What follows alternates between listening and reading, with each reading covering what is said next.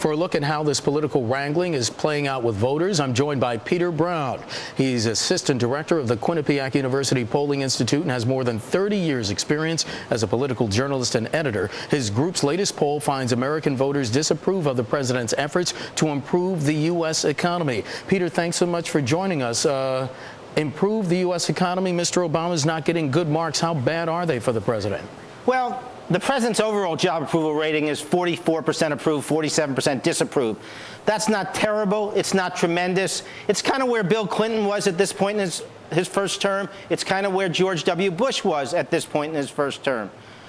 But he is the captain of the blue team. Right. And that's the Democratic Party. And he's not doing well enough that he's helping his teammates around the country. Okay, well, but that was just a snapshot of how they thought the president's handling the economy. But overall, tell us how voters feel about the economy relating to their own kitchen table issues. Are they more optimistic or pessimistic? No, they're more pessimistic. In April, Quinnipiac found that about 32% of voters said that they thought that things were getting better. 24% thought they were getting worse. Now those numbers have just about reversed. Voters are more pessimistic because the economic issue to voters means one thing. It means unemployment. And until unemployment turns around, voters will not see the economy is turning around. Because it's not just almost 10% of the voters who are unemployed.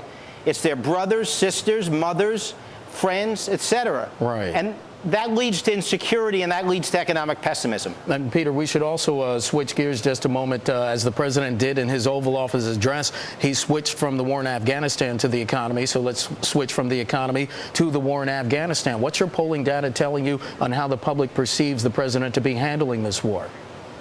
Actually, the president is doing pretty well on the war in Afghanistan. And interestingly, what we've seen over the last few decades is when the number of U.S. casualties increase in an overseas war, support for that war decreases at home. But over the last few months, the number of casualties have started to increase markedly in Afghanistan, but his support is still pretty firm. Yeah. Most importantly, perhaps, is that by 2-to-1, voters do not think that Afghanistan is turning into another Vietnam. If that number should begin to change, then the White House would have some problems. So, Peter, quickly, what's that number look like as far as what people are telling you about the U.S. role in Afghanistan?